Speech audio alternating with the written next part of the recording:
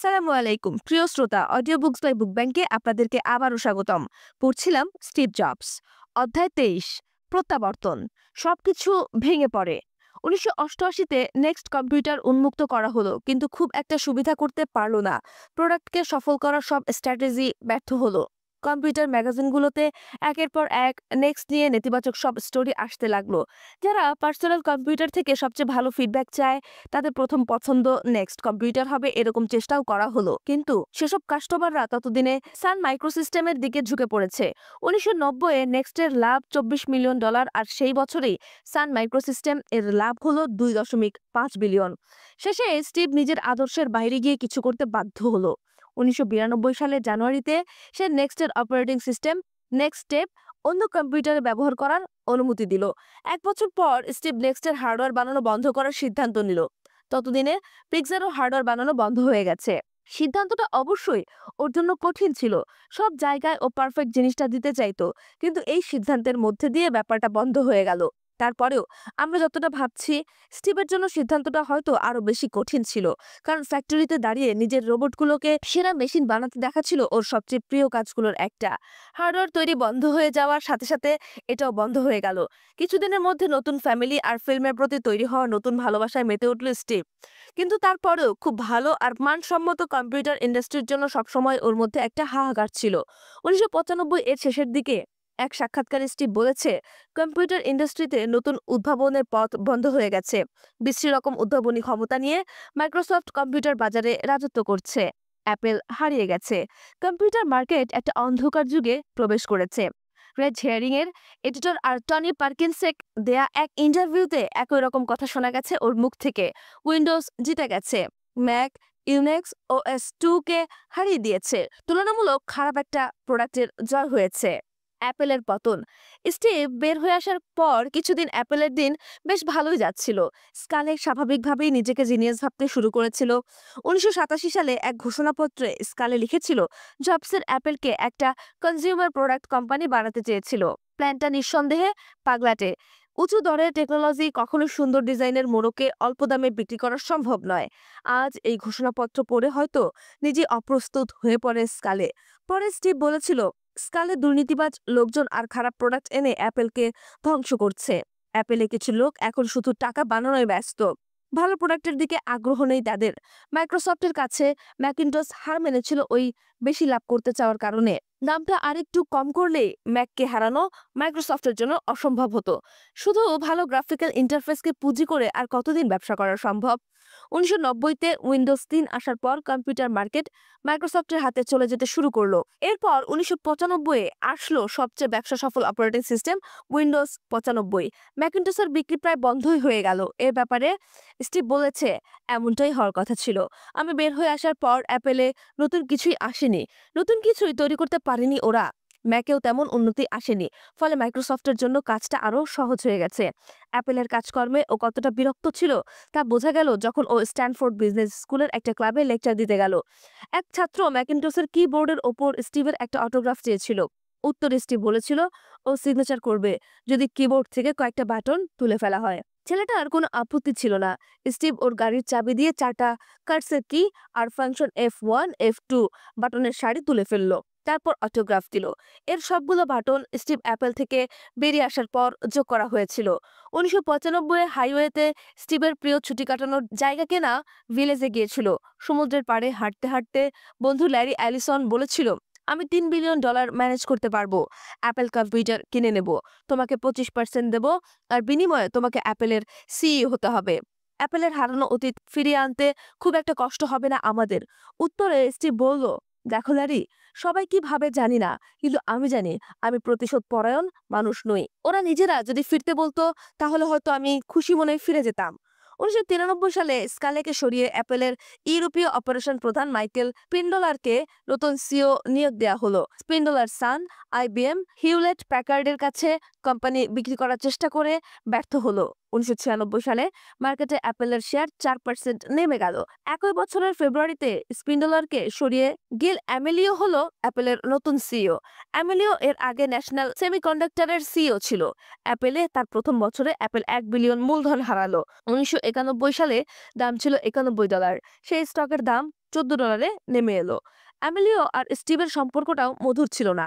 দুজনের প্রথম দেখা হয় 1994 সালে অ্যামেলিও অ্যাপেলের বোর্ডে জয়েন করার সময়। স্টিভ অ্যামেলিওকে ফোন করে বলেছিল, তোমার সাথে দেখা করতে চাই। অ্যামেলিও ওকে ন্যাশনাল সেমিকন্ডাক্টরের নিজের অফিসে আমন্ত্রণ জানালো। পরে অ্যামেলিও বলেছিল, প্রথম দেখায় স্টিভকে আমার একটা বনবিড়ালের মতো লেগেছে, যে শিকারের উপর ঝাঁপিয়ে পড়ার জন্য রেডি হয়ে আছে। যাই হোক, কিছুক্ষণ এটা ওটা কথা হওয়ার পর স্টিভ ওর আসার কারণ বলল। স্টিভ চেয়েছিল অ্যামেলিও ওকে আবার অ্যাপেলে ফিরিয়ে এনে অ্যাপেলের সিইও হতে সাহায্য করুক। স্টিভ বলেছিল, একমাত্র আমি পারবো অ্যাপেলকে ঠিকমতো চালাতে। একমাত্র আমারই ক্ষমতা আছে ধ্বংসের পথ থেকে অ্যাপেলকে ফিরিয়ে আনায়। স্বাভাবিকভাবে স্টিভের কথা পছন্দ হলো না অ্যামেলিওর। এক অর্থে স্টিভকে অফিস থেকে তাড়িয়ে দিল বললেও ভুল হবে না। 1996 এর সিইও হওয়ার পর অ্যামেলিও বুঝলো ওর সামনে একটা বিরাট বাধা। অ্যাপেল তখন নতুন অপারেটিং সিস্টেম কোপল্যান্ডের দিকে তাকিয়ে আছে, কিন্তু অ্যামেলিও বুঝলো কোপল্যান্ড সব সমস্যার সমাধান করতে পারবে না। এখন একটা পার্টনার দরকার অ্যাপেলের, এমন একজন পার্টনার যে ইউনিক্সের মতো অপারেটিং সিস্টেম তৈরি করতে পারবে। একটা কোম্পানি ছিল যার পক্ষে কাজটা করা সম্ভব। কোম্পানির নাম নেক্সট। কিন্তু নেক্সটের দিকে মনোযোগ দিতে আরেকটু সময় নিল অ্যাপেল। প্রথমে অ্যাপেল যে কোম্পানির সাথে যোগাযোগ করলো সেটা ছিল জিন লুইসের বি। আগে সে অ্যাপেলের কাছে নিজের কোম্পানি বিক্রি করার চেষ্টা করেছিল, কিন্তু সুযোগ বুঝে অন্য সুরে কথা বলতে শুরু করলো। সে তার 50 জনের একটা দলকে অ্যাপেলে পাঠাতে চাইলো। বিনিময়ে অ্যাপেলের 15% দাবি করলো। অ্যাপেলের 15% মানে প্রায় $50 মিলিয়ন। কিন্তু লুইসের কোম্পানির দাম সর্বসাকুল্যে 50 মিলিয়ন। স্বাভাবিকভাবেই অবাক হলো অ্যামেলিও। অবাক হলো বললেও কম বলা হবে। তারপরেও দর কষাকষি চলতে থাকলো। লুইস ভেবেছিল অ্যাপেলের কাছে আর কোনো অপশন নেই। সে 275 মিলিয়নের অফার দিয়ে চুপ করে বসে থাকলো। অ্যাপেলের chief technology officer Ellen Hancock সানের ইউনিক্স বেসড সোলারিং অপারেটিং ব্যবহার করার পরামর্শ দিল, কিন্তু অ্যামেলিওর মাইক্রোসফটের উইন্ডোজ এনএক্স নিয়ে ভাবছিল। বিল গেটসও আগ্রহী ছিল। দুজনে ব্যক্তিগত ফোন আলাপও শুরু হলো। কিন্তু আরো একটা অপশন ছিল। 2 বছর আগে ম্যাক ওয়ার্ল্ডের কলামিস্ট গাই কাওয়াসাকি একটা প্যারোডি টাইপ লেখায় লিখেছিল, স্টিভকে মার্কুলা বলেছে, তুমি কি সারা জীবন রংচং মাখিয়ে ইউনিক্স বিক্রি করতে চাও নাকি দুনিয়া বদলাতে? উত্তরে স্টিভ বলেছে, আমি একজন বাবা, আমার নিরাপদ টাকার উৎস দরকার। স্কালের সাথে স্টিভের কথোপকথন প্যারোডি করে উপরের কথাগুলো লেখা। বলা বাহুল্য, কথাগুলো নিতান্ত মজা করে লিখেছিল কাওয়াসাকি, কিন্তু বাস্তবতা কখনো কখনো হাস্যরস পছন্দ করে। ধীরে ধীরে কুপারটিনোর দিকে। স্টিভের সাথে কেউ এই ব্যাপারে কথা বলতে পারবে? নিজের স্টাফদের কাছে জিজ্ঞাসা করলো অ্যামেলিও। 2 বছর আগের কথা ভুলে যায়নি সে, তাই নিজে ফোনটা করতে ভরসা পাচ্ছিল না। কিন্তু ঘটনা এমন দাঁড়ালো যে কাউকেই ফোন করতে হলো না। নেক্সটের একজন মিড লেভেলের প্রোডাক্ট মার্কেটার গ্যারেট রাইস স্টিভকে না জানিয়ে অ্যাপেলের অ্যালেন হ্যানকককে ফোন করে নিজেদের সফটওয়্যার দেখতে বলল। দুই কোম্পানির মিড লেভেলে কথাবার্তা শুরু হলো। একটা সময় স্টিভ নিজেই ফোন করলো অ্যামেলিওকে। বলল, আমি এখন জাপান যাচ্ছি, ফিরে এসে তোমার সাথে দেখা করব। এর আগে তুমি কোনো সিদ্ধান্ত নিও না। অ্যামেলিও ফোন পেয়ে বেশ ভালো রকম খুশি হলো, আর কথা দিল স্টিভের সাথে কথা না বলে মাইক্রোসফট কিংবা বি কারোর সাথে কোনো চুক্তিতে যাবে না অ্যাপল। 11 বছর আগে অ্যাপল ছাড়ার পর 2 ডিসেম্বর 1996 আবার অ্যাপেলের উঠানে পা রাখলো স্টিভ। স্টিভের ইচ্ছা নেক্সটকে অ্যাপেলের কাছে বিক্রি করার। মিটিংয়ে অ্যাপেলের কর্মকর্তাদের ও বলেছিল, একটু ভালো করে ভাবলেই বুঝতে পারবে তোমরা শুধু সফটওয়্যার চাও না, পুরো কোম্পানিটাই চাও। পালো অ্যাল্টোর গার্ডেন কোর্ট হোটেলে বি আর নেক্সটকে নিয়ে বসলো অ্যাপেল। প্রথমে নেক্সটের পালা। স্টিভ স্বাভাবিকভাবেই তার দর্শকদের সম্মোহিত করে রাখলো পুরো সময়। অ্যামেলিওর মতো স্টিভের সেদিনের প্রেজেন্টেশনটা ছিল অসাধারণ। স্টাইল, ভাব সব মিলিয়ে এক কথায় অসাধারণ। এরপর আসলো লুইস। ওর ভাবটা এমন যেন ডিলটা ওরই। খুব বেশি কিছু বলল না, শুধু বলল অ্যাপল টিমের সবাই বির অপারেটিং সিস্টেম সম্পর্কে জানে, কারো কোনো প্রশ্ন থাকলে করতে পারে। লুইসের প্রেজেন্টেশনের সময় স্টিভ আর টেভানিয়ান বাইরে হাঁটতে বের হয়েছিল। ওরা ফিরতেই অ্যাপেলের একটা এক্সিকিউটিভ আস্তে করে বলল, তোমরাই ডিলটা পাচ্ছ। পরে টেভানিয়ান বলেছে, অ্যাপেলের ওই লোকটার কথা শুনে আমার কাছে স্বাভাবিকই মনে হয়েছে। আমাদের টেকনোলজি বেশি ভালো। অ্যাপেলের সমস্যার সমাধানও আমাদের কাছেই ছিল। সবচেয়ে বড় কথা, আমাদের কাছে স্টিভ ছিল। ল্যারি টেসলার ম্যাকিন্টসের টিমে স্টিভদের সাথে ছিল। ল্যারি অ্যামেলিওকে বলল, আমার মনে হয় নেক্সট কে দরকার আমাদের। আর তাছাড়া লুইস বা স্টিভ, যাকেই বেছে নাও না কেন, সে তোমার জায়গা দখল করবে। এখন তুমি সিদ্ধান্ত নাও, নিজের জায়গায় কাকে দেখতে চাও, লুইস নাকি স্টিভ? অ্যামেলিও বেছে নিল স্টিভকে। স্টিভ কথা বলার জন্য অ্যামেলিওকে নিজের বাড়িতে ডাকলো। নিজের মার্সিডিজ 1973 ক্লাসিকে চড়ে অ্যামেলিও আসলো স্টিভের বাসায়। একটা কেটলিতে চা তুলে দিয়ে কথা বলতে বসলো স্টিভ। স্টিভ নেক্সটের প্রতি শেয়ারের জন্য $12 চাইলো। এই হিসেবে নেক্সটের দাম হয় 500 মিলিয়নের মতো।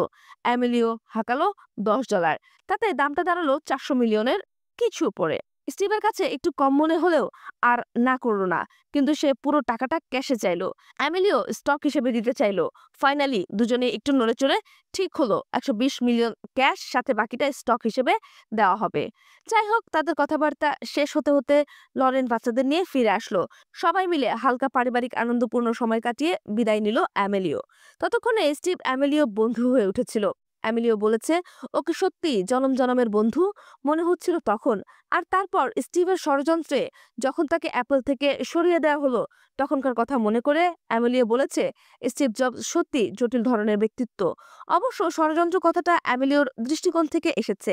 সত্যি কথাটা হলো অ্যামেলিওকে সরিয়ে স্টিভ অ্যাপেলের দায়িত্ব না নিলে অ্যাপেলের কপালে দুঃখ ছিল। এদিকে গেটস যখন সবকিছু জানলো, অ্যামেলিওকে এসে বলল, তুমি কি পাগল হয়েছো নাকি? স্টিভ টেকনোলজির টও বোঝে না, ও শুধু একটা সুপার সেলসম্যান ছাড়া কিছু নয়। কোন দুঃখে নেক্সটের মতো একটা আবর্জনা কিনছো তোমরা? আমার মাথায় ঢুকছে না। এই সবকিছুই অ্যামেলিওর কাছ থেকে জানা গেছে, কিন্তু অনেক বছর পর আমি যখন প্রসঙ্গটা তুলেছিলাম তখন গেটস এভাবে রিয়্যাক্ট করার কথা অস্বীকার করেছে। উল্টো বলেছে পুরোটাই ছিল ভাগ্যের খেলা। নেক্সট কেনার ফলে এমন একজন লোক সিইও হলে, যাকে সিইও হিসেবে খুব ভালো মনে হয়নি কারোরই। কারণ সিইও হিসেবে কোনো অভিজ্ঞতা স্টিভের ছিল না, কিন্তু ওর ডিজাইন আর ইঞ্জিনিয়ারিং এর ধারণা ছিল অসাধারণ। আর সব মিলে ও ব্রিলিয়েন্ট সিইও হতে পেরেছে। নেক্সট কেনার ঘোষণা দেওয়ার কয়েকদিন আগে অ্যামেলিও স্টিভকে অপারেটিং সিস্টেম ডেভেলপমেন্ট বিভাগের প্রধান হিসেবে জয়েন করতে বলল, কিন্তু স্টিভ কোনো দায়িত্ব নিতে চাইল না। এরপর যেদিন ঘোষণা দেওয়া হবে সেদিনও স্টিভকে কোনো একটা দায়িত্ব নেয়ার জন্য চাপাচাপি করলে স্টিভ উপদেষ্টা হওয়ার ইচ্ছা প্রকাশ করলো। অ্যামেলিও সেভাবেই ঘোষণা দিল। সেদিনের অনুষ্ঠানে 250 জন অ্যাপেলের কর্মকর্তা কর্মচারীর সামনে হালকাভাবে স্টিভ বলল, অনেকদিন পর আমার কিছু পুরনো সহকর্মীদের সাথে কাজ করতে যাচ্ছি। আমি সত্যি এক্সাইটেড। ফাইন্যান্সিয়াল টাইমসের লুইস কেহো এ সময় স্টিভকে প্রশ্ন করলো, এরপর অ্যাপেলের উপর আবার আধিপত্য বিস্তারের কোনো প্ল্যান আছে কিনা। হেসে স্টিভ বলল, আরে না, আমার ফ্যামিলি আছে। তাছাড়া পিকজারেও সময় দিতে হবে। আমার সময় খুব কম। তবুও আশা করছি অ্যাপেলের সাথে অল্প হলেও কিছুটা আইডিয়া শেয়ার করতে পারবো। অন্যান্য দিনের মতো তার পরের দিনও নিজে গাড়ি চালিয়ে পিকজারে গেল স্টিভ। পিকজারের সবাইকে জানানোর জন্য যে ভবিষ্যতেও পিকজারের প্রেসিডেন্ট হিসেবেই থাকবে আর আগের মতোই সব কাজ করে যাবে। এদিকে স্টিভ অ্যাপেলে জয়েন করায় পিকজারের সবাই খুশি ছিল, কারণ অল্প কিছু সময়ের জন্য হলেও স্টিভের হাত থেকে নিস্তার পাওয়া যাবে। সেদিন লেসেটারের রুমে গেল স্টিভ। জানালো অ্যাপেলের সাধারণ উপদেষ্টা হিসেবে থাকতে হলেও অনেকটা সময় সেখানে দিতে হবে ওকে। ফলে পিকজার আর লরেন দুই ফ্যামিলির জন্যই কিছুটা সময় কমে যাবে। তারপরেও আমি অ্যাপেলে যাচ্ছি, কারণ অ্যাপেলকে এখনো পৃথিবীর দরকার। আমি তোমার দোয়া চাই। হালকা হেসে লেসেটার বলল, আমার দোয়া ভালোবাসা তোমার সাথে থাকবে। অধ্যায় 24, পুনরুদ্ধার। The loser now will be later to win. স্টেজের পেছনে 30-40 বছর বয়সে কোনো আর্টিস্ট সাধারণত অসাধারণ কিছু তৈরি করতে পারে না। নিজের 30তম জন্মদিনে এরকম কথাই বলেছিল স্টিভ। নিজের জীবনের তৃতীয় দশকে এসে কথাটা বলেছে ঠিকই। এই সময় অ্যাপেল থেকে বিদায় নিতে হয়েছিল ওকে, কিন্তু 40 বছর বয়সে এসে নিজেকে আবার ফিরে পেয়েছিল ও। 1995-এ টয় স্টোরি রিলিজ হয়। তার পরের বছর অ্যাপেল নেক্সট কিনে ওকে নিজের হাতে গড়া অ্যাপেলে আবার ফিরে আনে। নিজের কথা ভুল প্রমাণ করে ও দেখিয়েছে 40 বছর বয়সেও অসাধারণ কাজ করা সম্ভব। 20 বছর বয়সে পার্সোনাল কম্পিউটারকে বদলে দিয়েছিল। 40 বছরে এসে এবার বদলানোর পালা মিউজিক প্লেয়ার, মোবাইল ফোন, বই, ট্যাবলেট, কম্পিউটার এসবকে। ল্যারি এলিসনের অ্যাপেল কিনে অ্যাপেলের সিইও হওয়ার অফার ফিরিয়ে দিয়ে কষ্ট করে কাঠখড় পুড়িয়ে নিজের কোম্পানির সিইও হতে চেয়েছিল ও। ল্যারির মতো অ্যাপেল থেকে অনেক টাকা কামানোর চেয়ে অ্যাপেলকে কাজে লাগিয়ে এডউইন ল্যান্ড, বিল হিউলেট, ডেভিড প্যাকার্ড হতে চেয়েছিল ও। কিন্তু সবশেষে ক্ষমতার কাপ যখন ঠোঁটের কাছে, তখন স্টিভ দ্বিধার মধ্যে পড়ে গেল। 1997-এর জানুয়ারিতে স্টিভ অফিসিয়ালি অ্যাপেলে ফিরল পার্ট টাইম উপদেষ্টা হিসেবে। কিন্তু তারপরে অ্যাপেলের বোর্ডে জয়েন করার কোনো প্রস্তাব না আসায় মেজাজ খারাপ হলো হলো ওর। যাই হোক, ধীরে ধীরে নিজের বিশ্বস্ত লোকেদের জন্য অ্যাপেলে গুরুত্বপূর্ণ পদগুলো নিশ্চিত করছিল। যেমন সফটওয়্যার ইঞ্জিনিয়ারিং বিভাগের প্রধান করা হলো অ্যাবি ট্যাভিনিয়ানকে, হার্ডওয়্যার বিভাগের প্রধান করলো রুবিনস্টাইন। রুবিনস্টাইন আগে নেক্সটে হার্ডওয়্যার বিভাগের প্রধান ছিল। এভাবেই যে যে পদের যোগ্য তাদের সবাইকে সে পদে রিক্রুট করেছিল। স্টিভ নিয়মিত অফিসে আসতো না, কিন্তু অ্যামেলিও সহ সবার সাথে ফোনে নিয়মিত যোগাযোগ রাখতো। আর স্টিভের বিশ্বস্ত লোকেরা নিয়মিত খবরাখবর তো পৌঁছে দিতই। ধীরে ধীরে পুরো সিলিকন ভ্যালির কাছে পরিষ্কার হয়ে গেল ক্ষমতা আস্তে আস্তে অ্যামেলিওর কাছ থেকে স্টিভের কাছে চলে যাচ্ছে। ততদিনে অ্যামেলিও ব্যর্থ সিইও হিসেবে ভালোই সুনাম কুড়িয়েছে। অযথা কারণে ইচ্ছে করে স্টিভকে সবকিছু থেকে দূরে রাখতে ব্যস্ত। চক্ষু লজ্জার কারণে কিছু না বললেও স্টিভ বেশ ভালোভাবে বুঝতে পারলো অ্যামেলিও ওকে ইচ্ছা করেই ঝুলিয়ে রেখেছে। কিন্তু স্টিভ তো মানুষটাই এমন যে ক্ষমতা ওকে সবসময় নিজের কাছে টেনে নিয়ে যায়। অ্যামেলিও যখন শেয়ার হোল্ডারদের প্রশ্নের উত্তর দিতে নাস্তানাবুদ হচ্ছে, এমন সময় ল্যারি অ্যালিসন জনসম্মুখে মনের কথা ফাঁস করে দিল। সান জোস মার্কারি নিউজের ড্যান গিলমোরকে ল্যারি বলল, এখন একমাত্র স্টিভই পারবে অ্যাপেলকে বাঁচাতে। আমার কাছে যথেষ্ট ইনভেস্টর আছে যারা আমি বললেই অন্তত $1 বিলিয়ন হাজির করবে। আমরা চাচ্ছি অ্যাপেলের বেশিরভাগটা কিনে নিয়ে স্টিভকে সিইও বানিয়ে দিতে। স্টিভকে জানানো হয়েছে আমাদের প্ল্যান। সবকিছু এখন শুধুমাত্র ওর সিদ্ধান্তের ওপর নির্ভর করছে। স্টিভের সাথে কোনো কথা না বলেই প্রেসের সামনে এমন কথা বললেও স্টিভ তেমন রাগ করলো না, কিন্তু অ্যামেলিও স্বাভাবিক কারণেই রেগে ভূত। এদিকে এমন কথা দাবানলের মতো ছড়িয়ে পড়লো। অ্যাপেলের স্টক ভ্যালু এক ধাক্কায় 11 ভাগ উঠে গেল। বেশ রেগে ল্যারিকে ফোনও করেছিল অ্যামেলিও, কিন্তু ল্যারিকে পাওয়া গেল না। এরপর অ্যামেলিও ফোন করলো স্টিভকে। স্টিভ সত্যি কথাই বলল যে ও কিছু জানে না। কিছুদিনের মধ্যে অবস্থা অ্যামেলিওর প্রতিকূলে চলে গেল। পত্রপত্রিকা তার বিপক্ষে অবস্থান নিল। বিজনেস উইক, রেড হেরিং, উইরিড সবগুলো পত্রিকা অ্যামেলিওর বিরুদ্ধে কভার স্টোরি লিখলো। ভাল্লুকের তাড়া। যদিও কিছু কিছু ব্যাপারে স্টিভ পরোক্ষভাবে হয়তো জড়িত ছিল, কিন্তু অ্যামেলিওর দৃঢ় বিশ্বাস স্টিভ তাকে সরিয়ে নিজেই সিইও হওয়ার জন্য বন্ধু সেজে ষড়যন্ত্র করেছে। অ্যামেলিও বলেছে, আমার মনে হয়েছিল স্টিভ আমার বন্ধু, আমাকে ভালোবাসে, কিন্তু ধীরে ধীরে আমার কাছে পরিষ্কার হয়ে গেল যে স্টিভ আসলে আমাকে সরিয়ে দেওয়ার পায়তারা করছিল। কিন্তু বোর্ডের কাছেও অ্যামেলিও ততদিনে বিরক্তিকর বস্তু হয়ে উঠেছে। কোম্পানি দেউলিয়া হয়ে যাওয়ার দরজায় প্রায় পৌঁছে গেছে। অ্যাপেলের chief financial officer Fred Anderson ভারপ্রাপ্ত চেয়ারম্যান অ্যাড উইলার্ডকে জানালো অ্যাপেলের দুরবস্থার কথা। উইলার্ড নিজেও দুরবস্থার ব্যাপারটা বুঝতে পেরেছিল, কিন্তু অবস্থা কতটা খারাপ সেটা অ্যান্ডারসন ভালো করে বুঝিয়ে দিল। অ্যাপেলকে বাঁচানোর তাগিদ থেকেই অ্যান্ডারসন সবকিছু জানিয়েছিল উইলার্ডকে, অন্য কোনো প্ররোচনায় নয়। সবকিছু দেখে জুনের একটা বোর্ড মিটিংয়ে উইলার্ড অ্যাপেলের অন্যান্য এক্সিকিউটিভদের সাথে ব্যাপারটা শেয়ার করে বলল, গিল সিইও হিসেবে থাকলে 90 ভাগ সম্ভাবনা অ্যাপেল দেউলিয়া হয়ে যাবে, কিন্তু ওর জায়গায় স্টিভকে যদি আমরা সিইও বানাই তাহলে এ যাত্রায় অ্যাপেলের টিকে যাওয়ার সম্ভাবনা 60 ভাগ। আর স্টিভ যদি রাজি নাও হয়, অন্য কাউকে সিইও বানালেও হয়তো আমরা বেঁচে যাব, কিন্তু তখন অ্যাপেলের বাঁচার সম্ভাবনা নেমে যাবে 40 ভাগে। সব দেখে আমার মনে হয় গিল অ্যামেলিওকে সরিয়ে দেওয়ার সময় এসেছে।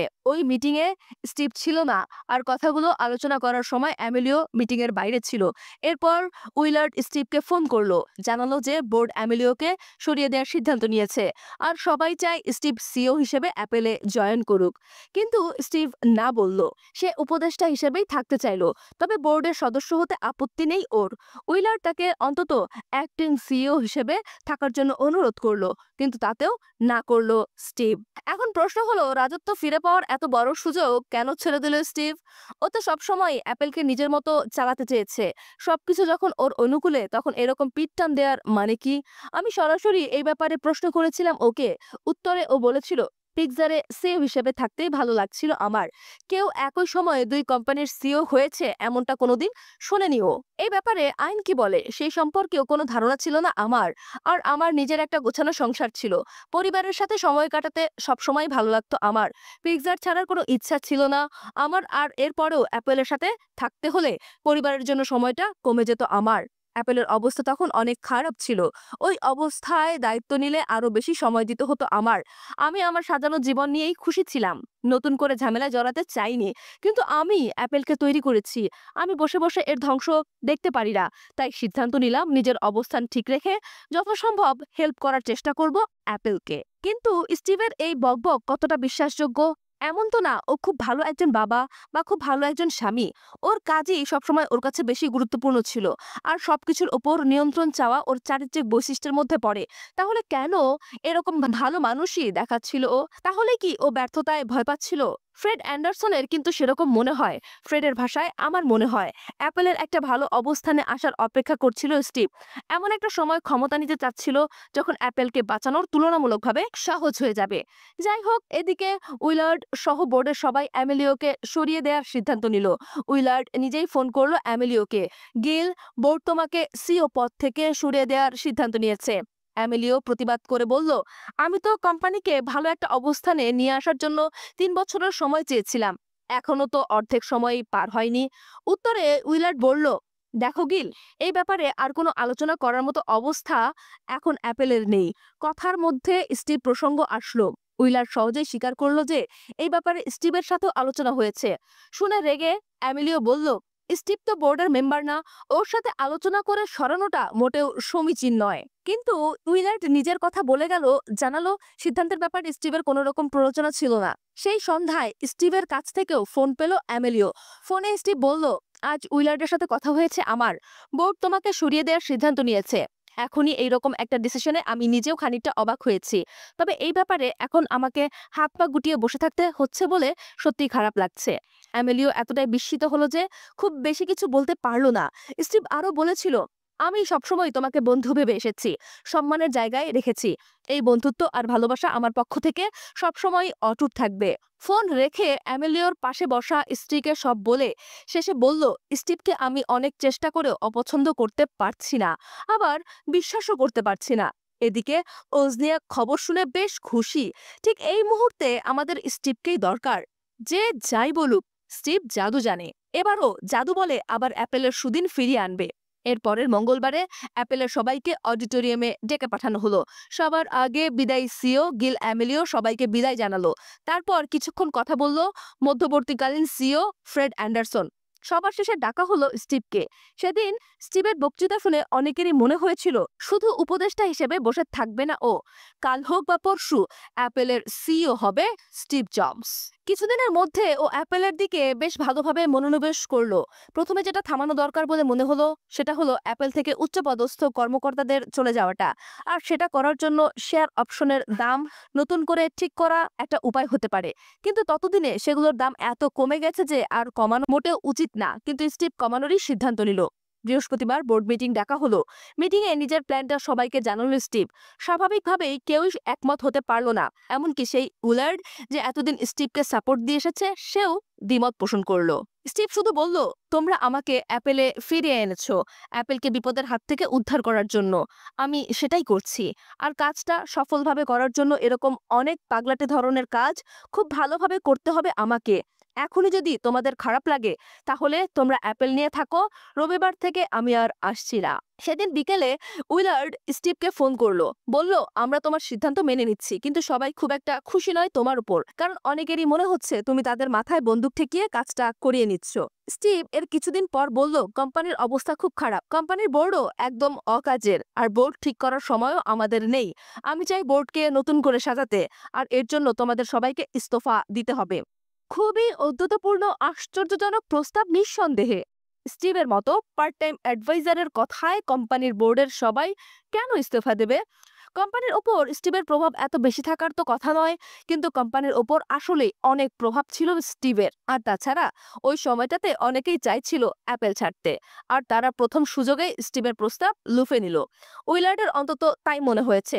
সবার ইস্তফা দেওয়ার প্রস্তাবের ব্যাপারটা স্টিভ বলেছে, বোর্ডটা সত্যি অকাজের একটা বোর্ড ছিল। এত বেশি বিশ্রী বোর্ড আমি জীবনেও দেখিনি। তবে একজন মেম্বারকে নতুন বোর্ডে রাখতে চাইল স্টিভ, অ্যাড উইলার্ড। উইলার্ড সম্পর্কে স্টিভ বলেছে, উইলার্ড আসলে অনেক ব্রিলিয়েন্ট মানুষ, তার মতো বোর্ড মেম্বার আমি খুব একটা পাইনি। উইলার্ডের সাথে গ্যারেথ চ্যাং নামে একজনেরও জায়গা হয়েছিল নতুন বোর্ডে, কিন্তু এই গ্যারেথকে ফাইনালি কোনো কাজের মনে হয়নি স্টিভের। যাদেরকে চলে যেতে হবে তাদের মধ্যে মাইক মার্কুলাও ছিল। এই মার্কুলাই একমাত্র মানুষ বোর্ডে যে অ্যাপেলের প্রথম থেকে নরণচরণহীনভাবে অ্যাপেলের বোর্ডে ছিল। আর স্টিভের কাছেও সে বাবার মতো ছিল। তাই তার সাথে স্পেশালভাবে কথা বলার জন্য স্টিভ সোজা গেল মার্কুলার বাড়িতে। মার্কুলাকে জানালো ও আসলে আবার নতুন করে সবকিছু সাজাতে চায়, এই জন্যই এই সিদ্ধান্ত নিয়েছে। এই সম্পর্কে মার্কুলা বলেছে, স্টিভ ভেবেছিল আমি হয়তো পুরো ব্যাপারটাকে ভালোভাবে নেব না, কিন্তু আমি যখন বললাম কোনো অসুবিধা নেই, তখন ওকে খুশি মনে হলো। সেদিনের বেশিরভাগ আলোচনা হলো অ্যাপেলের পরবর্তী কর্তব্য ঠিক করা নিয়ে। মার্কুলা বলল সেই কোম্পানি ভালো কোম্পানি যারা নিজেদের হারানো গৌরব আবার ফিরিয়ে আনতে পারে। সব ভালো ভালো কোম্পানি সেটা করেছে। হিউলেট পাকার্ড বারবার করেছে। প্রথমে একটা ইনস্ট্রুমেন্ট কোম্পানি ছিল, তারপর ক্যালকুলেটরের কোম্পানি হয়েছে, তারপর আবার কম্পিউটার কোম্পানির খাতায় নাম লিখিয়েছে। এতে দোষের কিছু নেই। সবচেয়ে বড় কথা, তারা তাদের কোম্পানি সফলভাবে টিকিয়ে রেখেছে। অ্যাপেল কম্পিউটারের বাজারে মাইক্রোসফটের কাছে মার খেয়েছে, কিন্তু আরো অনেক পথ খোলা আছে অ্যাপেলের সামনে। সব কথা মনোযোগ দিয়ে শুনল স্টিভ। মার্কুলার কথায় চুপচাপ উপরে নিচে মাথা নাড়ল। নতুন বোর্ডে স্টিভ প্রথমে আনলো ল্যারি অ্যালিসনকে। জয়েন করার সময় ল্যারি বলেছিল, অ্যাপেলের বোর্ড মেম্বার হিসেবে থাকতে ভালো লাগবে আমার, কিন্তু হয়তো সব মিটিংয়ে থাকতে পারবো না। উত্তরে স্টিভ বলেছিল, অর্ধেক মিটিংয়ে থাকলেই চলবে। কিন্তু ফাইনালি দেখা গেল বড়জোর 3/1 মিটিংয়ে ছিল ল্যারি। এরপর যোগ করা হলো বিল ক্যাম্বেলকে। 1980-র দিকে সে অ্যাপেলের মার্কেটিং বিভাগে কাজ করত। পরে স্কালে আর স্টিভের ঝগড়ার মাঝে পড়ে অ্যাপেল থেকে বিদায় নেয়। এভাবে সেই বছর জুড়ে চলল বোর্ড মেম্বার নিয়োগ দেওয়ার কাজ। উইলার্ড নিয়ে আসলো জেরি ইয়র্ককে। জেরি এর আগে আইবিএম এর ফাইন্যান্সিয়াল অফিসার ছিল। এছাড়া গুগলের অ্যাল গোর আর এরিক জেনেনটেক এর Art Levinson, Gap and J Crew, Mickey Drexler, Avon ওয়ানের আন্দ্রেয়া জাং জায়গা পেল অ্যাপেলের নতুন বোর্ডে। Boston Macworld, August 1997। কিছুদিনের মধ্যেই যখন খবর চাউর হলো যে স্টিভ অ্যাপেলে ফিরে এসেছে, অ্যাপেলের স্টক ভ্যালু বাড়তে থাকলো। নতুন করে দাম ঠিক করে দেওয়ার পর জুলাই মাসেই দাম বেড়ে $13 থেকে $20 হয়ে গেল। স্টিভ অ্যাপেলে ফেরার একটা ভালো প্রভাব আগস্ট 1997-এর বোস্টন ম্যাকওয়ার্ল্ডে পড়ল। পার্ক প্লাজা হোটেলের ক্যাসল কনভেনশনে সেদিন 5,000-এরও বেশি অ্যাপল ভক্ত জড়ো হয়েছিল স্টিভের বক্তৃতা শোনার জন্য।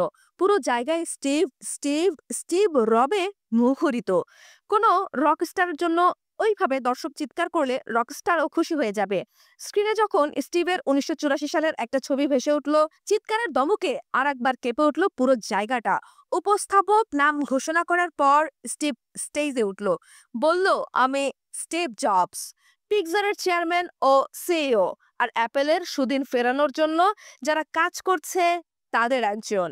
প্রথমে স্টিভ অ্যাপেলের খারাপ সময়ের কথা সবার সামনে তুলে ধরলো, জানালো কেন গত 2 বছরে অ্যাপেলের বিক্রি 30 ভাগ কমে গেছে। তারপর বলল, অ্যাপেলে এখনো অনেক জিনিয়াস আছে, কিন্তু তারা ভুল কাজ করছে, কারণ পুরো প্ল্যানটাই ভুল। আর আমি তাদের আবার জাগিয়ে তোলার চেষ্টা করছি। বলার সাথে সাথে দর্শকরা আবার উৎফুল্ল হয়ে উঠল। স্টিভ বলল, যেসব মানুষ যারা অ্যাপেলের প্রোডাক্ট কেনে তারা একটু ভিন্নভাবে চিন্তা করে, তারা সৃজনশীল মানুষ, তারা চায় তাদের মেশিন তাদের জন্য সবচেয়ে ভালো সার্ভিসটা দিক। এই জন্যই তারা আর সবার চেয়ে আলাদাভাবে চিন্তা করে বলেই অনেকেই তাদের পাগল ভাবে, বোকা ভাবে, কিন্তু আমরা জানি ওই পাগলাটে ভাবের মধ্যেই লুকিয়ে আছে কোনো জিনিয়াস। আর আমরা তাদের জন্যই তৈরি করি অসাধারণ প্রোডাক্ট। এভাবেই চলছিল ভাষণ শেষে অনেককেই চোখের পানি মুছতে দেখা গেল। মাইক্রোসফট চুক্তি 1997-এর বোস্টন ম্যাকওয়ার্ল্ড যে কারণে গুরুত্বপূর্ণ তার মধ্যে অন্যতম হলো মাইক্রোসফটের সাথে চুক্তির ঘোষণা। নিজের বক্তৃতায় একটু নাটকীয় বিরতি দিয়ে স্টিভ ঘোষণা করলো, আজ একটা গুরুত্বপূর্ণ পার্টনারশিপের কথা সবার সামনে ঘোষণা করতে চাই। অ্যাপেল আর মাইক্রোসফট এখন পার্টনার। ওর কথাটা শেষ হতে না হতেই স্ক্রিনে অ্যাপেল আর মাইক্রোসফটের লোগো একসাথে ছুটোছুটি করতে লাগলো। দর্শকরা সবাই বেশ অবাক হয়ে স্টিভের মুখের দিকে তাকিয়ে আছে। জন্মের পর থেকেই অ্যাপেল আর মাইক্রোসফটের ঝামেলা লেগেই আছে। টানা 1 দশকের বেশি সময় ঝগড়াঝাটির পর একসাথে কাজ করার কথা শুনে স্বাভাবিকভাবেই অনেকেই বেশ অবাক হলো। অ্যামেলিও বিদায় নেয়ার পর স্টিভ যখন প্রত্যক্ষভাবে অ্যাপেলে কাজ শুরু করলো, তখন প্রথম যে কয়টা ফোন করেছিল তার একটা ছিল বিল গেটসকে। কারণ অ্যামেলিওর আমলে মাইক্রোসফট ম্যাকের পরবর্তী ভার্সনগুলোর জন্য ওয়ার্ড আর এক্সেল সফটওয়্যার তৈরিতে অনিচ্ছা প্রকাশ করে আসছিল, যা অ্যাপেলের ভয়ঙ্কর পরিণতি ডেকে আনতে পারে। স্টিভ বলেছে, আমি বিলকে ফোন করে বললাম আমার সাহায্য দরকার। অ্যাপেলের প্রতি সবসময় মাইক্রোসফটের একটা দুর্বলতা ছিল, কারণ মাইক্রোসফট তাদের প্রথম অ্যাপ্লিকেশন অ্যাপেলের জন্যই তৈরি করেছিল। তাই বললাম, দেখো বিল, একটা কথা তুমিও জানো আমিও জানি, আমরা যদি একসাথে কাজ করি তাহলে 2 বছরের মধ্যে আমরা $1 বিলিয়ন কামাবো।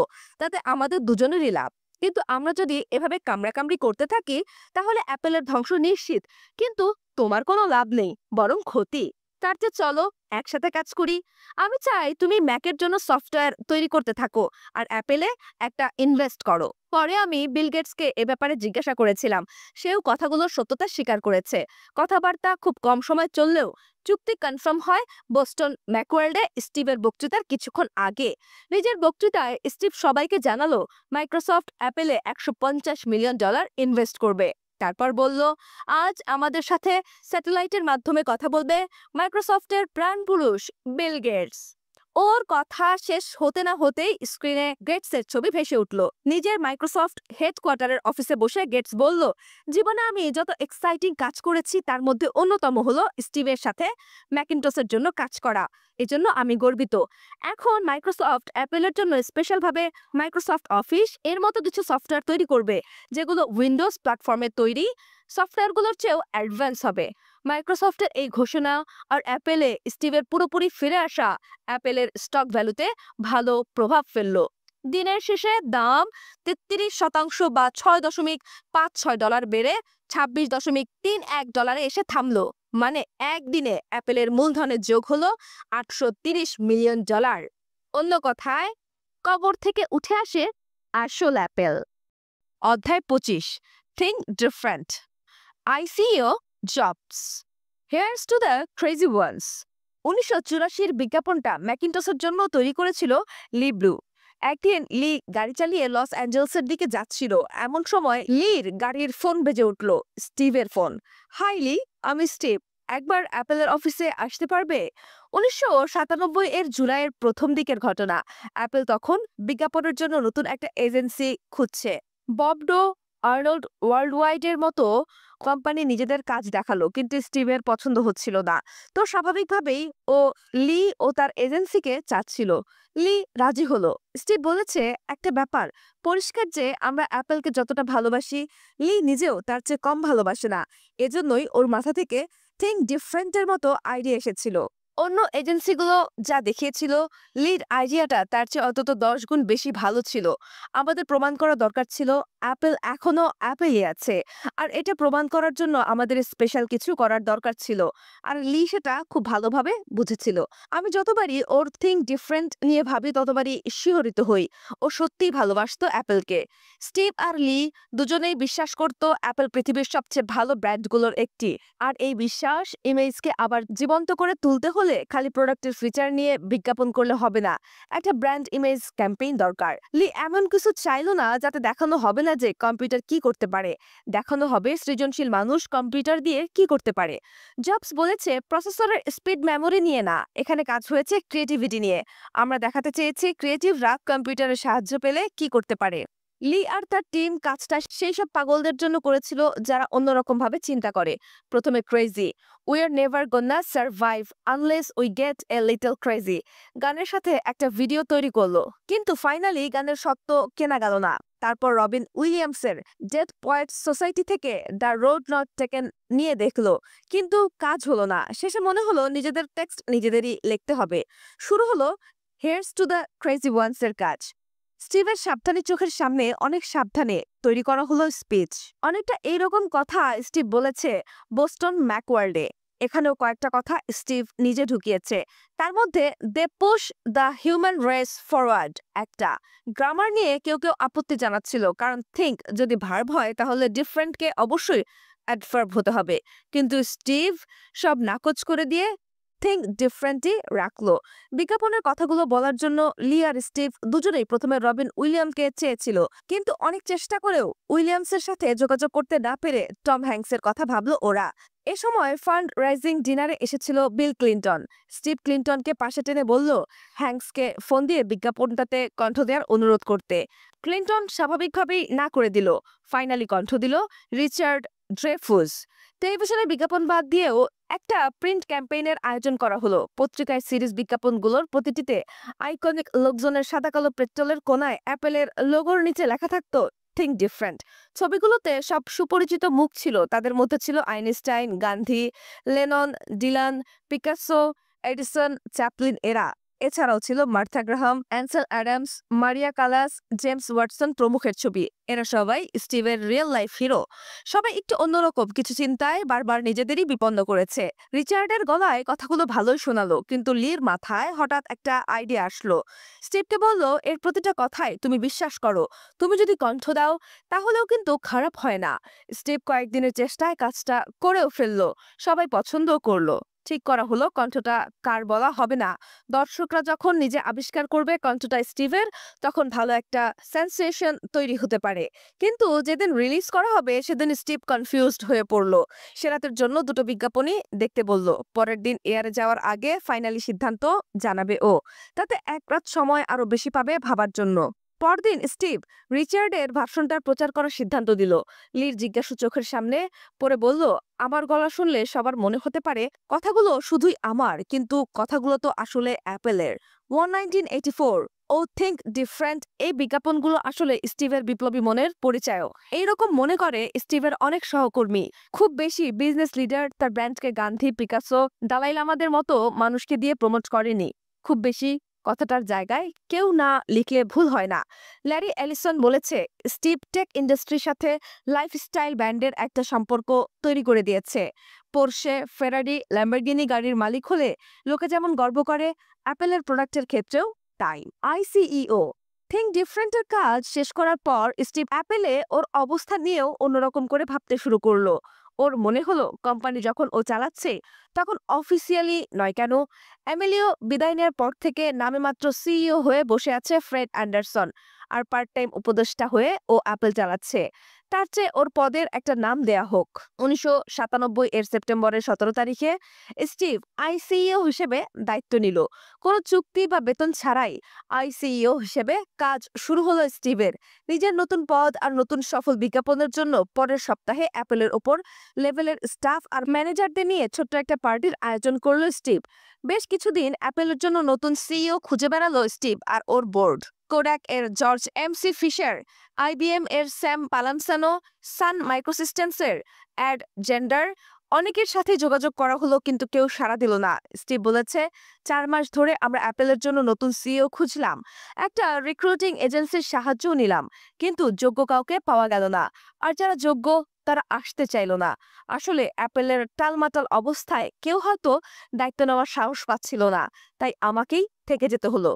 তবে স্টিভ পাশাপাশি দুটো বড় বড় কোম্পানি চালাতে গিয়ে নিজের 12টা বাজালো। স্টিভের ভাষায়, সময়টা আমার জন্য সত্যিই কঠিন ছিল। অ্যাপেলকে সময় দিতে গিয়ে আমি পিক্সার আর আমার নতুন পরিবারকে সেভাবে সময় দিতে পারিনি। তবে সবচেয়ে বেশি বঞ্চিত হয়েছে আমার পরিবার। আমি সকাল 7টায় বেরিয়ে যেতাম, ফিরতাম রাত 9টায়। বাচ্চারা তখন বিছানায়। লরেনের সাথে ঠিকমতো কথাও বলতে পারতাম না। সারাদিনে শুধু আধা ঘন্টা টিভি দেখা আর খাওয়ার সময়টা পেতাম। তাছাড়া খালি পোর্শে হাঁকিয়ে অ্যাপেল থেকে পিক্সার, পিক্সার থেকে অ্যাপল। শরীরেরও 12টা বাজালাম। কিডনিতে পাথর হতে শুরু করলো। স্টিভ সবসময় চেয়েছিল দীর্ঘস্থায়ী একটা কোম্পানি তৈরি করতে। গুরু মাইক মার্কুলার দেয়া শিক্ষা। স্টিভ বলেছে, মাঝে মাঝে মনে হয় ভালো একটা কোম্পানি তৈরি করাও একটা বিরাট আবিষ্কারের মতো। এই জন্যই আমি অ্যাপেলে ফিরে এসেছিলাম, আবার গড়ে তোলার চেষ্টা করেছিলাম। ভালো একটা অপারেটিং সিস্টেম অ্যাপেলের ছিল।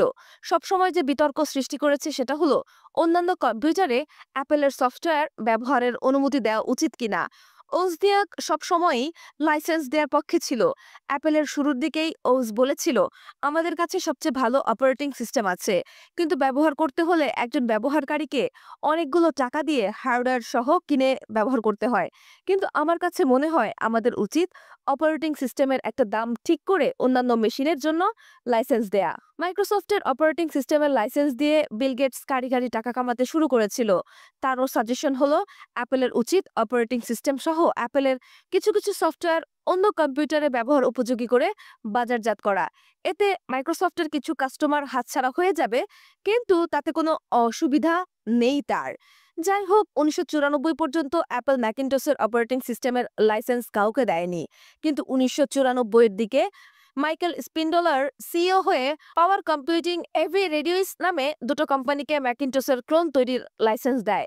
পরে 1996-এ গিল অ্যামেলিও ক্লোনের লাইসেন্স দেয় মটোরোলাকে, কিন্তু ব্যবসায়িক কৌশলগত দিক থেকে এই পন্থা বিতর্কিত হয়। প্রতিটি ক্লোন কম্পিউটার বিক্রির জন্য লাইসেন্স ফি হিসেবে মাত্র $80 পেত অ্যাপেল, কিন্তু সেটা অ্যাপেলের নিজস্ব উচ্চমানের প্রোডাক্ট থেকে অন্তত $500 লাভের পথ বন্ধ করে দিচ্ছিল। স্টিভের কাছে পছন্দ হলো না পন্থা। ও আপাদমস্তক নিয়ন্ত্রণে আগ্রহী, আর ক্লোন থেকে খুব একটা সুবিধাও পাওয়া যাচ্ছে না। অ্যামেলিও বিদায়ের পর অ্যাপেলের নিয়ন্ত্রণ নিয়েই ক্লোনের লাইসেন্স বন্ধ করে দিল।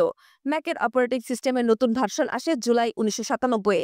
স্টিভ ক্লোন প্রস্তুতকারকদের ভার্সন আপগ্রেড করাও বন্ধ করে দিল।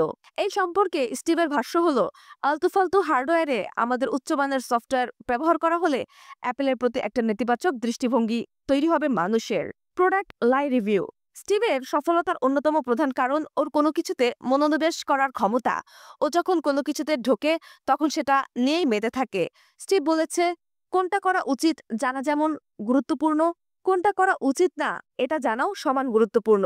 আর একটা কোম্পানি বা তার প্রোডাক্টের ক্ষেত্রেও কথাটা মনে রাখা জরুরি। অ্যাপেলে ঢোকার পরই ও এই মূলনীতির উপর কাজ শুরু করলো। অ্যাপেলের সাথে এবার যে কাজটা স্টিভ করলো সেটা হলো প্রোডাক্ট রিভিউয়ে পাওয়ার পয়েন্টের ব্যবহার বন্ধ করে দিল।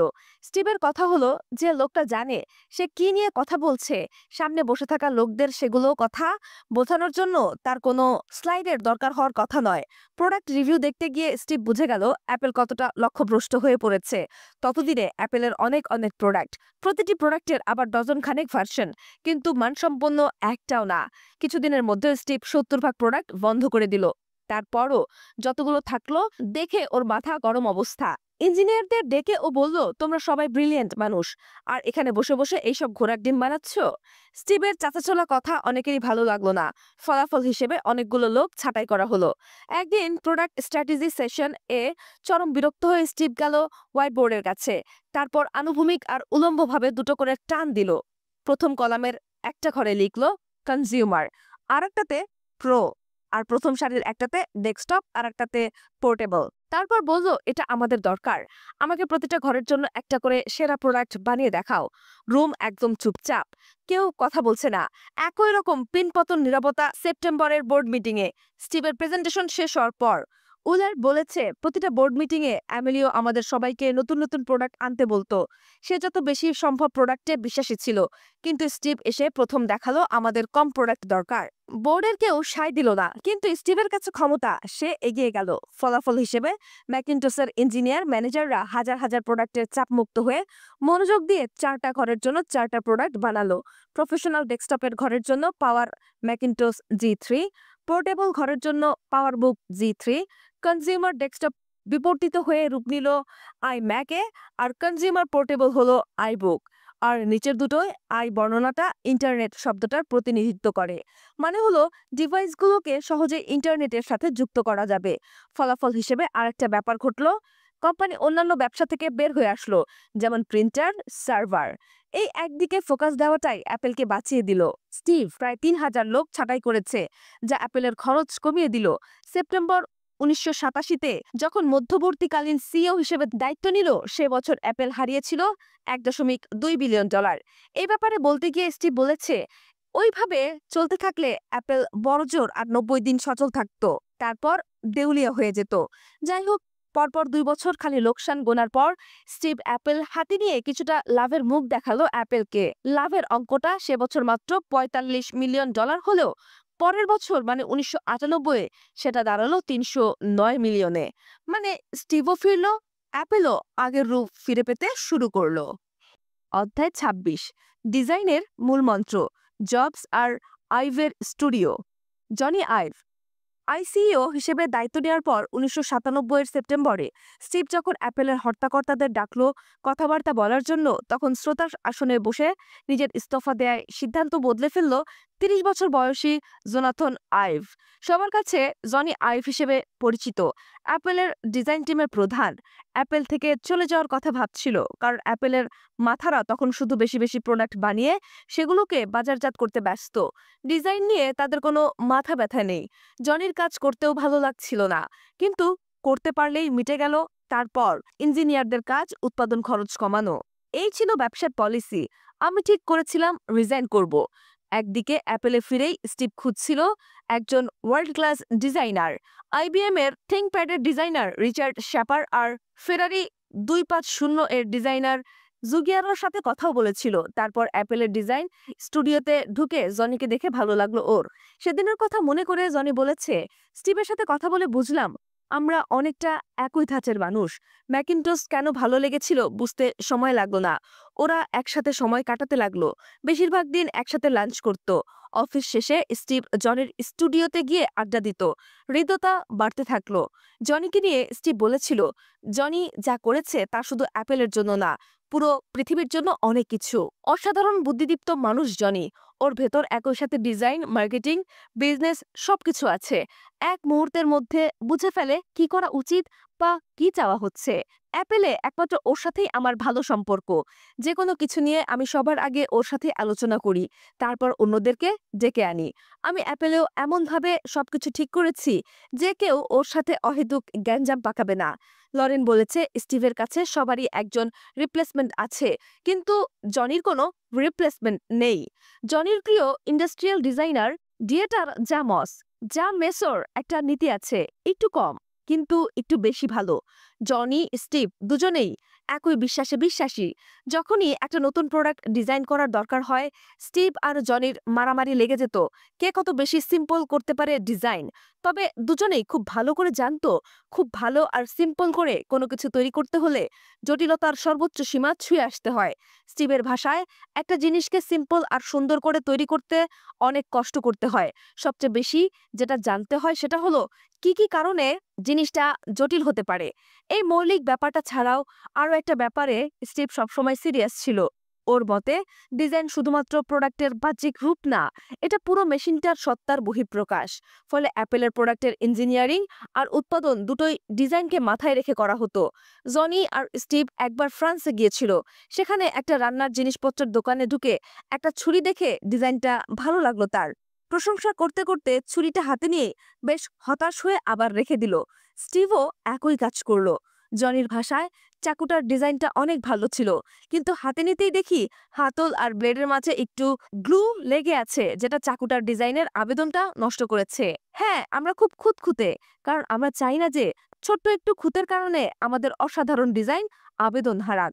অন্য বেশিরভাগ কোম্পানি ইঞ্জিনিয়ারিং এর উপর ভিত্তি করে ডিজাইন ফিক্স করা হয়, কিন্তু অ্যাপেলে ব্যাপারটা পুরোপুরি বিপরীত। এখানে ইঞ্জিনিয়ারদের ডিজাইনের কথা ভেবে কাজ করতে হয়। ম্যাকিনটস তৈরির সময়ও স্টিভ আগে ডিজাইন ঠিক করে দিয়েছিল, তারপর ইঞ্জিনিয়াররা সেই ডিজাইনের উপর ভিত্তি করে বোর্ড তৈরি করেছিল। এত সব আয়োজনের জন্য হয়তো আইম্যাক, আইপড, আইফোন, আইপ্যাডের মতো স্বতন্ত্র আর সুন্দর ডিজাইন দিয়ে সবসময় গ্রাহকদের মন কেড়েছে। স্টুডিওর ভেতরে অ্যাপেলের ডিজাইন স্টুডিও অফিস বিল্ডিং এর নিচতলায় বিশেষভাবে আলাদা করা। অ্যাপেলের ঊর্ধ্বতন কর্মকর্তাদের স্টুডিওতে ঢোকার জন্য বিশেষ অনুমতির দরকার হয়। এই বইয়ের জন্য জনির সব ইন্টারভিউগুলো বাইরে হয়েছে, তবে একদিন জনি আমাকে ওর স্টুডিওতে নিয়ে গেল, ওখানে কোথায় কিভাবে সে আর স্টিভ কাজ করত দেখানোর জন্য। দুজন গার্ড আর জাদ্রেল একটা দরজা পার হয়ে ভেতরে বাম দিকে নতুন ডিজাইনারদের ডেস্ক আর ডান দিকে 6টা বড় বড় স্টিলের টেবিল পাতা। কাজের প্ল্যান প্রোগ্রেস দেখানোর জন্য ব্যবহার করা হয় স্টিলের টেবিলগুলো। তারপর কম্পিউটার নিয়ন্ত্রিত ডিজাইন স্টুডিও। কম্পিউটারে যে ডিজাইন করা হয় সেটা বাস্তবে আনার জন্য একটা মোল্ডিং মেশিনও পাশের একটা রুমে রাখা আছে।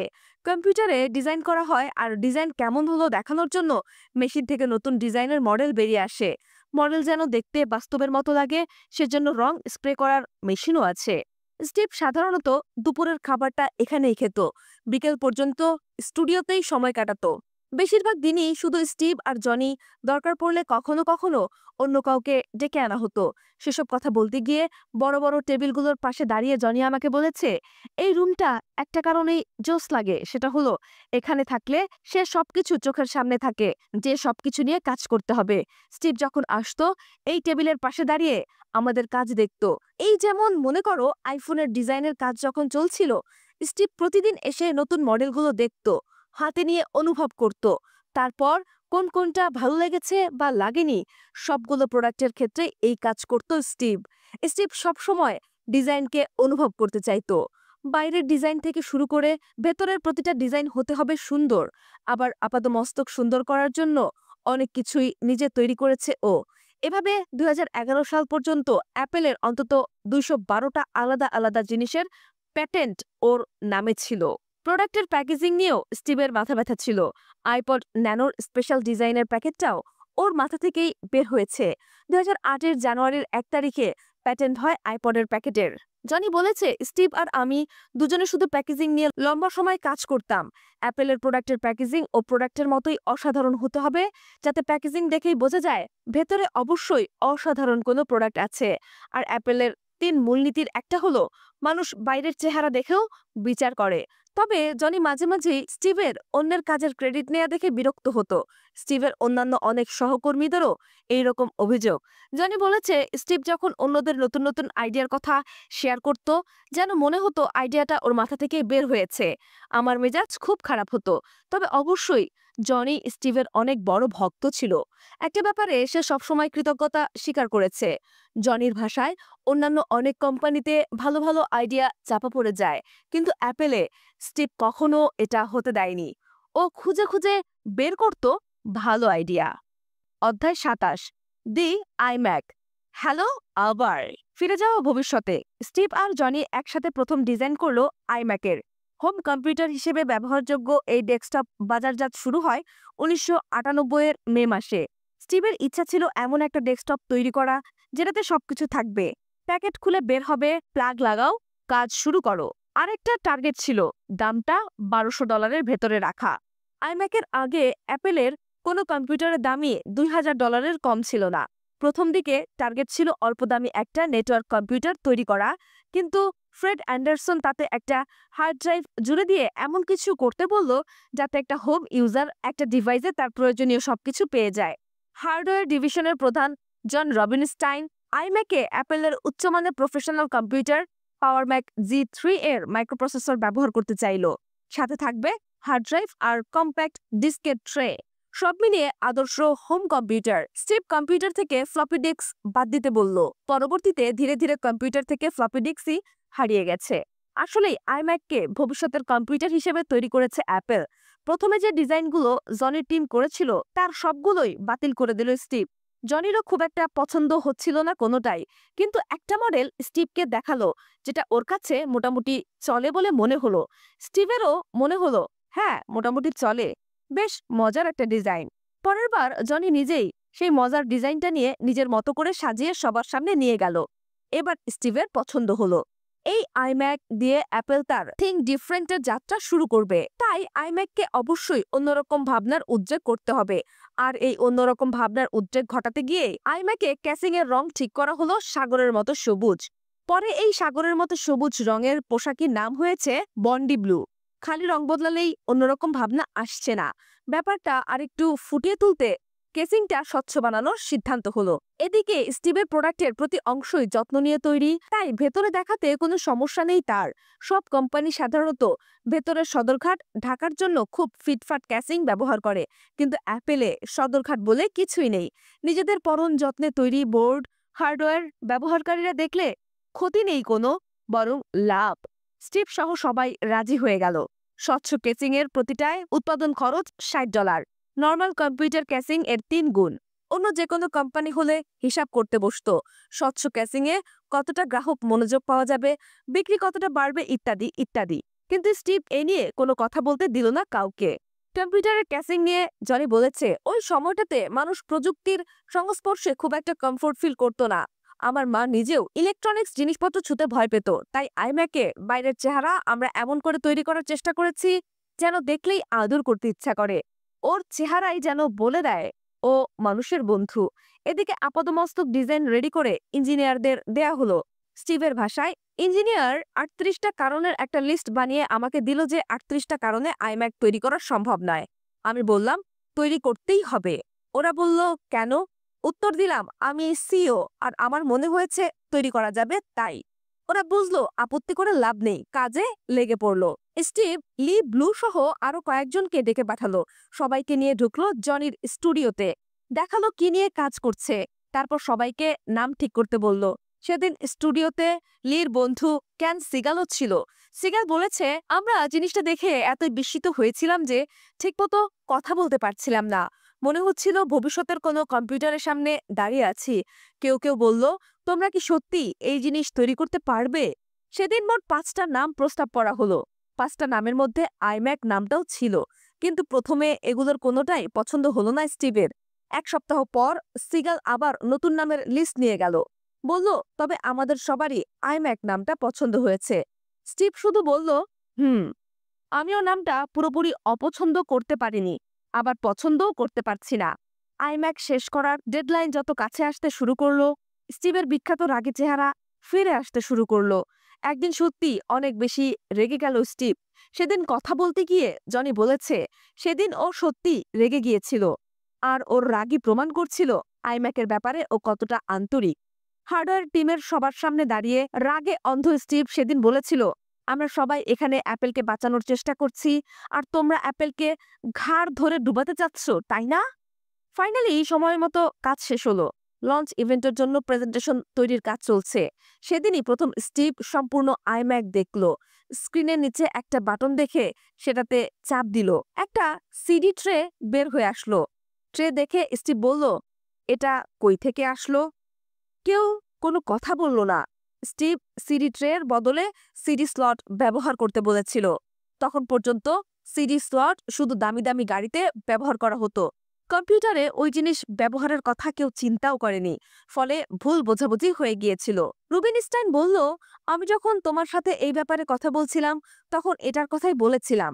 স্টিভ রেগে উত্তর দিল, আমি কখনোই সিডি ট্রের কথা বলিনি, স্লটের কথা বলেছি।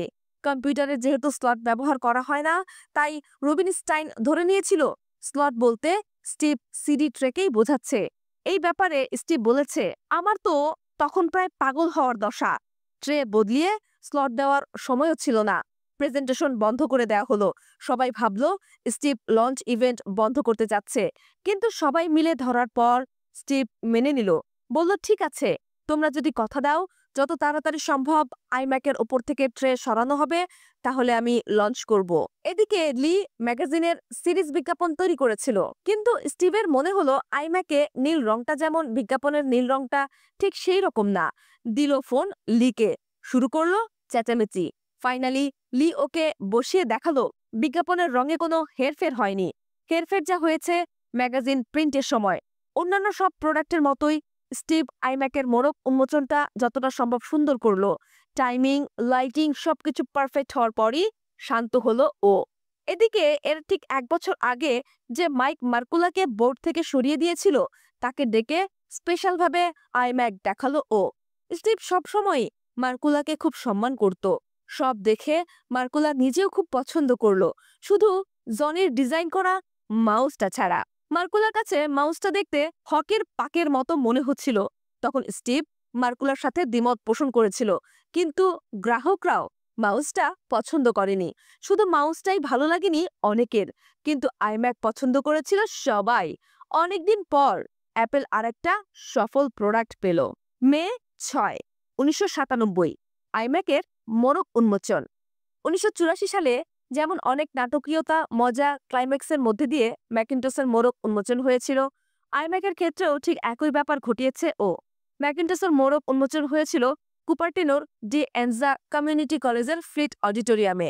আইম্যাকের জন্য একই ভেন্যু বেছে নিয়েছিল স্টিভ। গার্ড লঞ্চ ইভেন্টের স্পেশাল গেস্ট হিসেবে ছিল স্টিভেন ওজনিয়াক, মাইক মার্কুলা আর মাইক স্কট। ম্যাকিন্টসের টিমের সবাইকে দাওয়াত দেওয়া হয়েছিল। স্টিভ বলেছিল, আমাদের বাড়ির গ্যারেজে ওজনিয়াকের সাথে অ্যাপেল শুরু করেছিলাম আমি, তারপর আমাদের সাথে যোগ দেয় মাইক মার্কুলা। এর ঠিক পরেই অ্যাপেলের প্রথম প্রেসিডেন্ট হিসেবে জয়েন করেছিল মাইক স্কট। আজকে দর্শকের সারিতে বসে আছে অ্যাপেলের এই 3 অকৃত্রিম বন্ধু।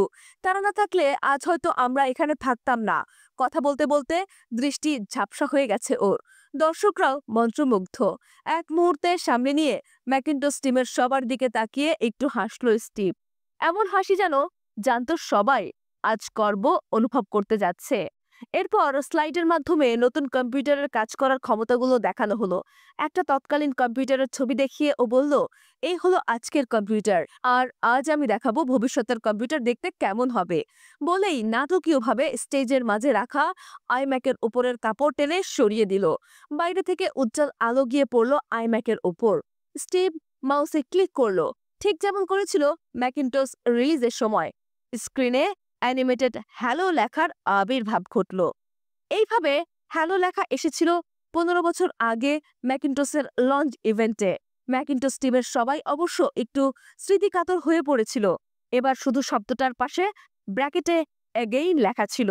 লেখাটা ছিল হ্যালো এগেইন। স্টিভের গলা শোনা গেল স্পিকারে। অবশ্যই এটা ভিন গ্রহের কোনো আবিষ্কার, এমন একটা গ্রহ যেখানে ভালো ডিজাইনারদের বসবাস, আর গ্রহটাও অবশ্যই অনেক উন্নত। এভাবেই স্টিভ আরেকটা আইকনিক প্রোডাক্ট বাজারে আনলো। অ্যাপেলের থিঙ্ক ডিফারেন্ট বাস্তবে রূপ পেল। চারকোনা বক্স আর বড় বড় সব বিরক্তিকর কেবলের যুগ বিদায়। এতদিন যারা কম্পিউটার জিনিসটা ভয় পেত বা কম্পিউটার যাদের বিরক্ত লাগতো, এখন তারা নিজেদের একটা কম্পিউটার চায়। নিউজউইকস এর স্টিভেন লেভি কভার স্টোরিতে লিখলো, আইম্যাক শুধু সবচেয়ে সুন্দর ডিজাইনের কম্পিউটারই নয়, সিলিকন ভ্যালির বুকে কাঁপন ধরিয়ে দেয়া একটা স্বপ্ন। ফোরবেস ম্যাগাজিনও ভূয়সী প্রশংসা করলো। বিল গেটস আইম্যাককে নিয়ে ফান করে বলেছিল, আইম্যাক রং করা সাধারণ একটা কম্পিউটার ছাড়া আর কিছুই না। অনেকটা এরই উত্তরে স্টিভ বলেছিল, আমাদের প্রতিযোগীরা ভাবছে আইম্যাককে আমরা শুধু বাইরের চেহারা আর ফাংশনে পরিবর্তন আনতে চেয়েছি। তাদের ভাবনাটা এমন যেন সাধারণ একটা কম্পিউটারের উপর রং মেরে দিলেই আইম্যাক হয়ে যাবে। আইম্যাকের দাম নির্ধারণ করা হয় $1299। বিক্রি শুরু হয় 1998 এর আগস্টে। 6 সপ্তাহের মধ্যে 2,78,000টা আইম্যাক বিক্রি হয়ে গেল। বছরের শেষে সংখ্যাটা দাঁড়ালো 8 লাখে। অ্যাপেলের ইতিহাসে সবচেয়ে কম সময়ে সবচেয়ে বেশি বিক্রিত কম্পিউটারে পরিণত হলো। যারা এই নতুন কম্পিউটার কিনলো তাদের 32 ভাগ প্রথমবারের মতো কম্পিউটার কিনেছে, আর 12 ভাগ আগে উইন্ডোজের মেশিন ব্যবহার করত। এর কিছুদিন পর জনি একই ডিজাইনের আরো 4টা রং নিয়ে আসলো। একই প্রোডাক্ট কয়েকটা রঙে আনা, উৎপাদন, বিপণন সব ক্ষেত্রে বিরাট চ্যালেঞ্জের ব্যাপার। বেশিরভাগ কোম্পানি কাজটা করার আগে 10 বার ভাববে, কিন্তু স্টিভ প্রথম দেখাতেই রংগুলো পছন্দ করলো। অ্যাপেলের সব এক্সিকিউটিভদের ডেকে বলল, আমি সবগুলো রঙেই আইম্যাক দেখতে চাই। কাহিনী দেখে বিরাট মজা পেল জনি আইভ। সবাই চলে যাওয়ার পর নিজের টিমের সবার দিকে তাকিয়ে হালকা হেসে বলল, অন্যান্য কোম্পানির যে ডিসিশন নিতে কয়েক মাস লাগে, অ্যাপেলের সেই ডিসিশন নিতে লাগে কয়েক মিনিট। জয় বাবা স্টিভ জবস। আর একটা সমস্যা আইম্যাকের সিডি ট্রে। স্টিভ আগের মতোই আইম্যাক স্লট চাচ্ছিল, কিন্তু রুবিন স্টাইন তখনও ট্রের পক্ষে। রুবিন স্টাইনের মনে হয়েছিল খুব তাড়াতাড়ি সিডি বার্ন করতে সক্ষম সিডি ড্রাইভ আসবে, আর সেজন্য ট্রেই সবচেয়ে ভালো অপশন। কিন্তু স্টিভ নিজের জায়গা থেকে নড়ল না। স্লট সহ অনেকগুলো রঙে বাজারে আসতে শুরু করলো আইম্যাক। রুবিন স্টাইনের আশঙ্কা সত্যি হলো। প্যানাসোনিক নতুন সিডি ড্রাইভ নিয়ে আসলো, যেটা দিয়ে সিডি শোনা, বার্ন করা দুটোই সম্ভব। ট্রেতে থাকলে আইম্যাক অবশ্যই এর কিছু উপকারিতা পেত, তবে আইম্যাকের ওপর এই ছোট্ট পরিবর্তনের কোনো প্রভাব পড়ল না। প্রভাব পড়ল স্টিভ জবসের ওপর। ওর মনে হলো গানের বাজারটাও একবার ঘুরে আসা দরকার।